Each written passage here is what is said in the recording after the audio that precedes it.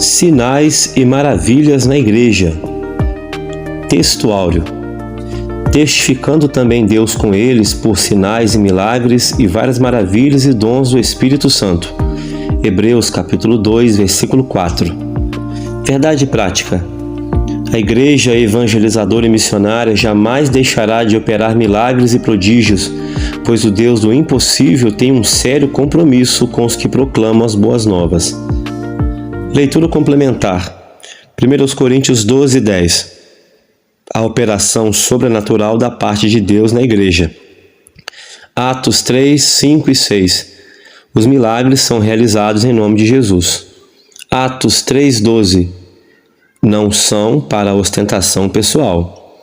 Atos 5, 11. Eles devem trazer temor à igreja. Atos 2, 44. Devem trazer união à igreja. E 2 aos Coríntios 12, 12, são um testemunho para a pregação. Leitura bíblica. Atos capítulo 3, versículo 1 ao 11. Pedro e João subiam juntos ao templo à hora da oração à nona, e era trazido um varão que desde o ventre de sua mãe era coxo, o qual todos os dias o punham na porta do templo, chamada Formosa, para pedir esmola aos que entravam. Ele, vendo a Pedro e a João, que iam entrando no templo, pediu que lhe desse uma esmola. E Pedro, com João, fitando os olhos nele, disse: Olha para nós. E olhou para eles, esperando receber alguma coisa. E disse Pedro: Não tenho prata nem ouro, mas o que eu tenho, isso te dou. Em nome de Jesus Cristo Nazareno, levanta-te e anda. E tomando-o pela mão direita, o levantou, e logo seus pés e tornozelos se firmaram. E saltando ele, pôs-se em pé e andou, e entrou com eles no templo, andando e saltando e louvando a Deus. E todo o povo viu andar e louvar a Deus, e conheciam-no, pois era ele o que se assentava a pedir esmola à porta formosa do templo. Ficaram cheios de pasmo e assombro pelo que lhe acontecera. E apegando-se ele a Pedro e João, todo o povo correu atônito para junto deles no alpendre chamado de Salomão. Objetivos da lição: compreender por que os milagres e maravilhas eram sinais tão comuns à igreja primitiva, explicar quais os objetivos de Deus ao realizar milagres e maravilhas e conscientizar-se de que a proclamação da palavra é mais importante que o milagre. Introdução. Por que os sinais e maravilhas eram tão comuns à igreja primitiva? Qual o segredo daqueles cristãos? Não havia segredo algum.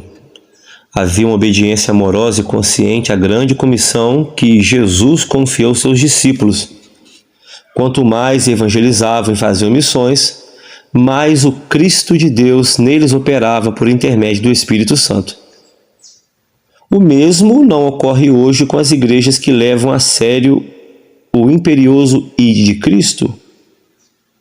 Leia com atenção os últimos versículos do Evangelho de Marcos e contraste, em nossa própria realidade, o cumprimento pleno dessa promessa. Estes sinais seguirão se crerem. Em meu nome expulsarão demônios, falarão novas línguas, pegarão nas serpentes, e se beberem alguma coisa mortífera, não lhes fará dano algum, e imporão as mãos sobre os enfermos e os curarão. Marcos 16, versículos 17 e 18. Vejamos, pois, o papel e as funções dos sinais e maravilhas operados pelo Espírito Santo na vida da igreja. Capítulo 1. Sinais e maravilhas, a ação sobrenatural da igreja. O milagre tem de ser visto não como algo que ficou nos tempos bíblicos, mas como um recurso que o Espírito Santo nos coloca à disposição para que glorifiquemos a Deus e disseminemos o Evangelho de Cristo. 1.1. Definição. Os sinais e maravilhas descritos na Bíblia, principalmente no Novo Testamento, são operações extraordinárias e sobrenaturais de Deus no âmbito das coisas naturais. São uma suspensão das leis da natureza. Somente o que criou todas as coisas pode agir natural e sobrenaturalmente em todas as coisas, porque tudo lhe é possível. Marcos 10, 27. 1.2. O objetivo do milagre. Dois são os objetivos do milagre. Primeiro, glorificar a Deus. E segundo, expandir-lhe o reino. Em Atos, os prodígios operados pelos apóstolos abriram-lhes as portas da palavra, a fim de que anunciasse com poder e destemor o evangelho. Haja visto o ocorrido na Porta Formosa, em Atos 3, versículo 1 ao 11. E o ocorrido em Listra, Atos 14, 8 e 18.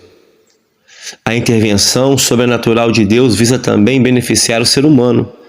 Alguém que é curado de câncer, por exemplo, enaltece o nome do Senhor pelo favor imerecido.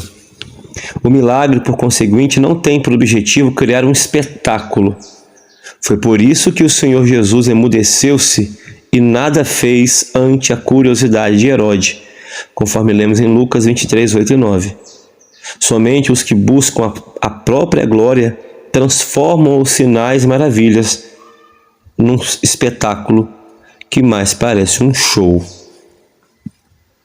No capítulo 1, nós aprendemos que os sinais e maravilhas são operações extraordinárias e sobrenaturais de Deus com o propósito de glorificar o nome do Senhor e expandir-lhe o reino. Alguns milagres realizados no livro de Atos. A cura de um coxo, Atos 3, 1 e 9. A cura de Enéas, Atos 9, 32 e 35. A ressurreição de Dorcas, Atos 9, 36 e 42. Pedro sendo livre da prisão, Atos 12, 1 ao 12. Paulo e Elimas, o encantador, Atos 13, 4 ao 12. A cura de uma jovem, Atos 16, 16 a 18. E o milagre de Paulo em Malta, Atos 28, 7 ao 10. Capítulo 2. O milagre na Porta Formosa. Em Atos, capítulo 3, Pedro e João dirigiam-se ao Santo Templo a fim de orarem, quando se depararam com aquele coxo de nascença que diariamente era trazido ao lugar sagrado para esmolar. Observemos que os apóstolos subiam juntos à casa de Deus para buscar ao Senhor. Se juntos clamavam ao Senhor, juntos estavam prestes a realizar um grande milagre. 2.1. Oração e milagre. Sem oração não há poder.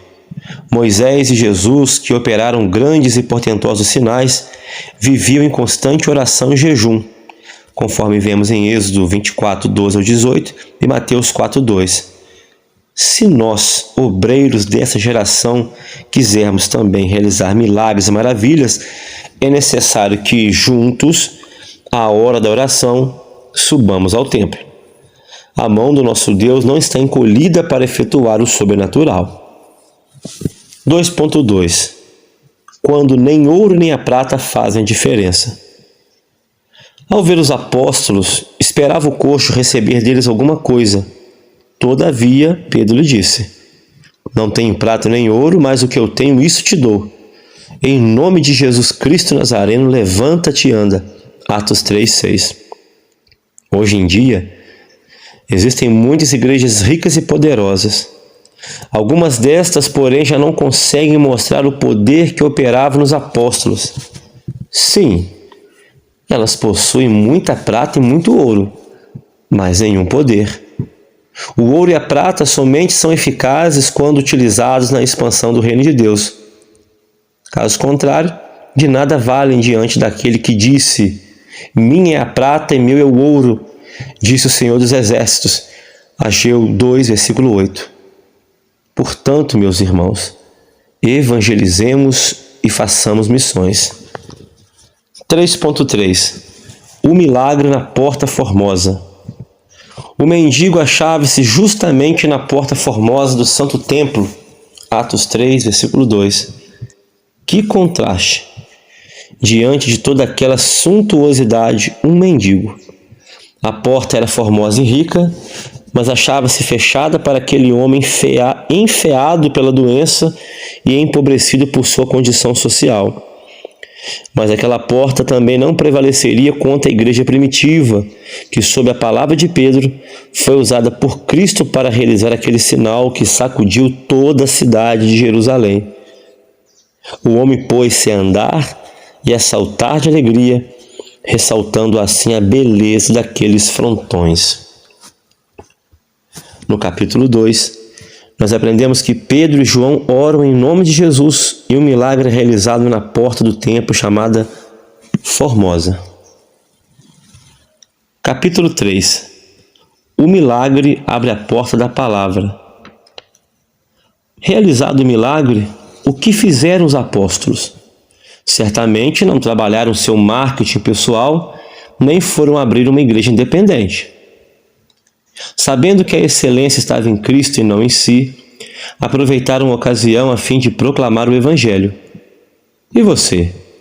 Como tem agido quando Deus te usa na realização de algum milagre ou prodígio? Será que você chama a glória toda para si? Ou glorifica o Senhor de toda a glória? Observe o modo como os apóstolos trataram o prodígio. A proclamação da palavra é mais importante que o milagre. Não resta dúvida de que um portento fora realizado. Era notório a todos, conforme lemos em Atos 4,16. Era algo simplesmente inegável.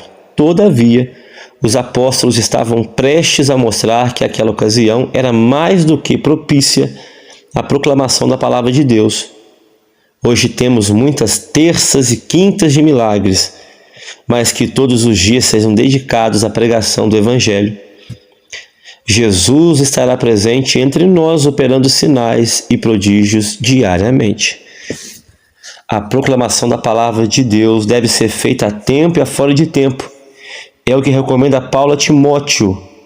Conjure-te, pois, diante de Deus e do Senhor Jesus, que há de julgar os vivos e os mortos, que na sua vinda e no seu reino, que pregues a palavra, enches a tempo, reguardes, repreendas, exortes com toda a longanimidade e doutrina.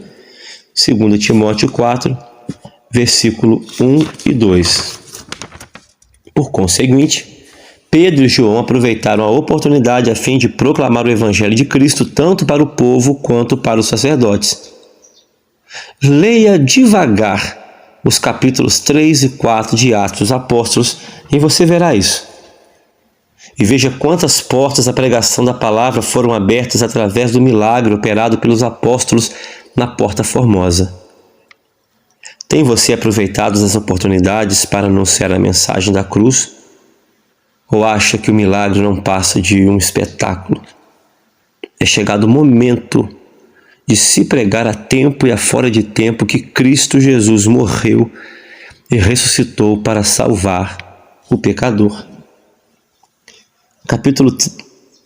No capítulo 3, os milagres realizados em nome de Jesus, perdão. No capítulo 3, nós aprendemos que os milagres realizados em nome de Jesus abriram as portas para que a palavra de Deus fosse proclamada. Subsídio teológico. A natureza teológica de um milagre. Cada uma dessas três palavras que se referem a eventos sobrenaturais, sinal, maravilhas e poder, delineiam um aspecto do milagre. Um milagre é um evento incomum, uma maravilha, que transmite e confirma uma mensagem incomum, um sinal, por intermédio de uma habilidade incomum, um poder.